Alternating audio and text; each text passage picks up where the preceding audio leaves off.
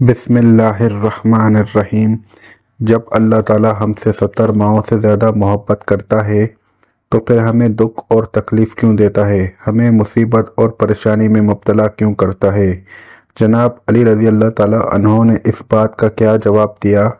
آپ تک تفصیل سے وہ جواب پہنچائیں گے، لیکن اس کے لیے آپ اس ویڈیو کو آخر تک ضرور دیکھیے گا۔ حضرت علی رضی اللہ تعالیٰ عنہ کی دانش و عقل مندی اور فصاحت و بلاغت سے کون واقف نہیں ہے؟ اہل ایمان تو کیا غیر مسلم بھی آپ کے اوصاف کے گن گاتے نظر آتے ہیں، اور 14 صدیاں گزرنے کے باوجود آج بھی آپ کے فرمودات اور آپ کے اقوال سے رہنمائی اور روشنی حاصل کی جا رہی ہے۔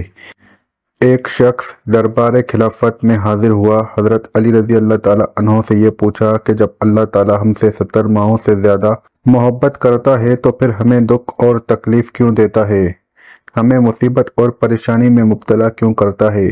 جناب علی رضی اللہ تعالیٰ عنہ نے اس بات کا کیا جواب دیا؟ حضرت علی رضی اللہ تعالیٰ عنہ کو اپنی دانش کی وجہ سے ہی باب علم کہا جاتا ہے، جس کی بنیاد رسول اکرم صلی اللہ علیہ وسلم کی ایک حدیث ہے، جس میں انہوں نے فرمایا کہ میں علم کا شہر ہوں اور علی اس کا دروازہ ہے۔ گویا رہتے زمانے تک یہ اصول طے کر دیا گیا کہ دنیا میں جس شخص نے بھی عقل و فہم کی بھیک مانگنی ہے، اس کو اس شعر کے علم اس کے دروازے پر آنا ہوگا اور صدا بلند کرنی ہوگی۔ صحابہ کرام رضوان اللہ اجمعین اس فرمان رسول صلی اللہ علیہ وسلم کے اندر چھپے نقطے کو بخوبی سمجھتے تھے۔ چنانچہ ہم دیکھتے ہیں کہ اس زمانے میں یہ ایک عام چلن تھا کہ کوئی نہ کوئی صحابی امام علی کے دربار میں حاضر ہوتا اور اپنی کسی پریشانی کو ڈسکس کر کے اپنا ایک تشفی جواب حاصل کرتا۔ ایسے ہی ایک بار حضرت علی رضی اللہ تعالیٰ عنہ اپنے علم و فضل کا دربار سجائے بیٹھے تھے کہ ایک شخص وہاں پر آیا اور اس نے یہ سوال کیا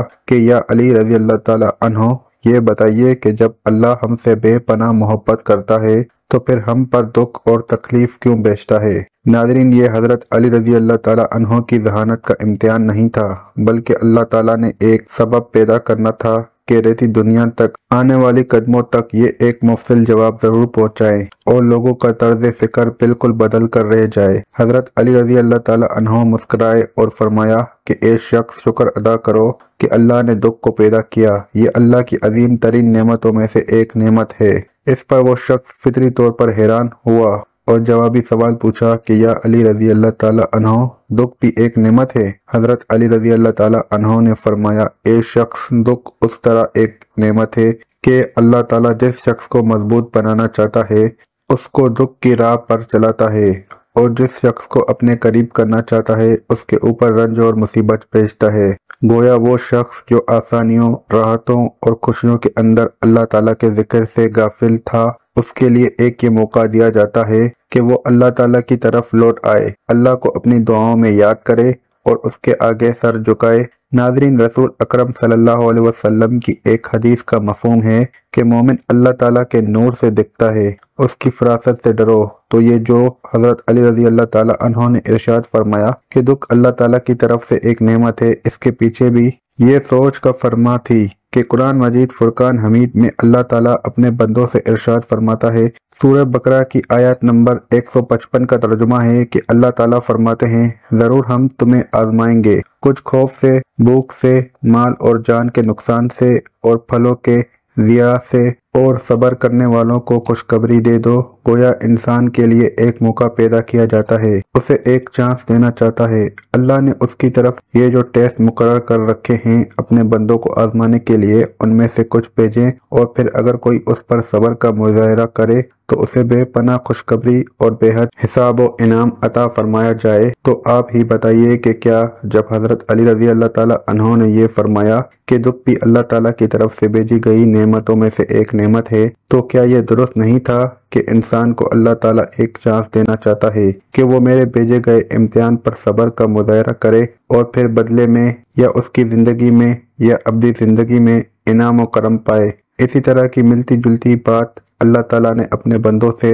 سورہ عصر میں بیان کی ہے۔ اللہ فرماتا ہے کہ زمانے کی قسم، انسان خسارے میں ہے سوائے ان کے جو ایمان لائے اور عمل صالح کیے اور حق پر رہے اور صبر کا مظاہرہ کیا۔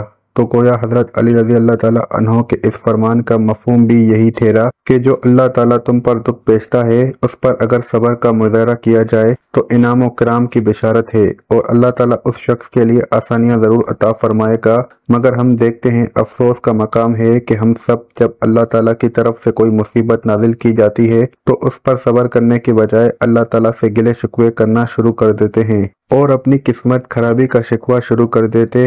گویا اس امتحان کا اصل مفہوم، اصل مقصد جانے بغیر ہم مزید گمراہی کا شکار ہو جاتے ہیں اور اللہ تعالیٰ سے مزید دور ہو جاتے ہیں۔ ناظرین، مگر یہ بھی انسان کی فطرت ہے کہ دکھ کسی کو بھی اچھا نہیں لگتا، کوئی بھی پریشانی اور مصیبت میں گرنا نہیں چاہتا، اور خوشی ہر دل عزیز ہے۔ ہر شخص یہ چاہتا ہے کہ اس کا ہر لمحہ خوشی میں گزرے۔ حضرت علی رضی اللہ تعالیٰ عنہ کا ایک فرمان ہے جس میں انہوں نے بتایا کہ انسان کو خوشی کس چیز سے ملتی ہے۔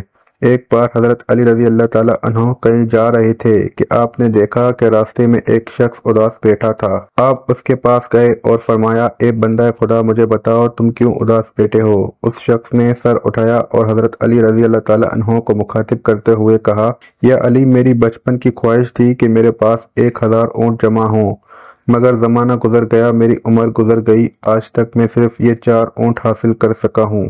میں اس لیے اداس ہوں کہ میں اپنی زندگی کا خواب نہیں پا سکا اور آج تک 1000 اونٹ کا مالک نہیں بن سکا۔ حضرت علی رضی اللہ تعالیٰ عنہ نے فرمایا کہ اے شخص، مجھے بتاؤ کہ اگر تم کسی چیز کے مالک ہی نہیں، اگر تم کسی چیز کو حاصل ہی نہیں کر سکے اور کوئی چیز تمہارے پاس ہی نہیں ہے تو کیا تم کسی شخص کو وہ چیز عطا کر سکتے ہو؟ اس شخص نے جواب دیا کہ یا علی رضی اللہ تعالیٰ عنہ، اگر کوئی چیز میرے پاس موجود ہی نہیں ہے تو وہ میں کسی دوسرے شخص کو دے سکتا ہوں؟ تو جواب حضرت علی رضی اللہ تعالیٰ عنہ نے فرمایا کہ اگر یہ 1000 اونٹ اپنے وجود میں خوشی نہیں رکھتے تو وہ تم تک خوشی کیسے پہنچائیں گے؟ تمہاری خوشی اس بات میں نہیں ہے کہ تمہیں 1000 اونٹ مل جائیں گے، بلکہ تم نے خود اپنی خوشی اس بات میں رکھی ہے کہ تم خوش تب ہوگے جب 1000 اونٹ تمہیں ملیں گے، اور اگر یہ تمہاری خواہش پوری ہو گئی اور جب یہ خواہش پوری ہو جائے گی تو تم اس چیز کے عادی بن کر کسی اور چیز کے پیچھے بھاگنا شروع کر دو گے، اور یوں تمہاری زندگی تمام ہو جائے گی اور تم زندگی نہیں جی پاؤ گے۔ جاؤ زمین پر پھیلو اور دیکھو، اس زمین پر انگنت ایسے لوگ ہیں جن کے پاس 1000 اونٹ ہیں۔ ان سے پوچھو، کیا وہ لوگ خوش ہیں؟ کیا وہ اپنی زندگی سے مطمئن ہیں؟ انسان خواہش کے پیچھے تب تک بھاگتا ہے جب تک وہ اسے حاصل نہ ہو، جب تک وہ اسے پوری نہ کر سکے۔ اگر آج تمہاری ایک آنکھ خراب ہو جائے تو تمہاری خوشی اس بات میں ہو جائے گی کہ 1000 اونٹ تو چھوڑیں، میری آنکھ ٹھیک ہو جائے، میری ایک آنکھ واپس آ جائے تو میں خوش ہو جاؤں گا۔ تو یہ جان لو کہ تمہاری خوشی تمہاری خواہشات میں نہیں ہے، بلکہ تمہارے وجود میں رکھی گئی ہے، تمہاری سوچ میں رکھی گئی ہے۔ اے شخص، انسان کا یہ منصب نہیں ہے کہ وہ اپنی خواہش کا غلام ہو جائے اور اپنی نفسانی خواہش کے پیچھے بھاگتا رہے۔ ناظرین، حضرت علی رضی اللہ تعالیٰ عنہ کے اس فرمان کے پیچھے یقیناً یہ سوچ کار فرما تھی۔ اللہ تعالیٰ قرآن مجید میں صاف اور واضح الفاظ میں ارشاد فرماتا ہے کہ تم چاہ بھی نہیں سکتے اگر ہم نہ چاہیں۔ اسی طرح ایک حدیث مفہوم ہے کہ ایک تیری چاہت ہے اور ایک میری چاہت ہے، اور ہوگا وہی جو میری چاہت ہے۔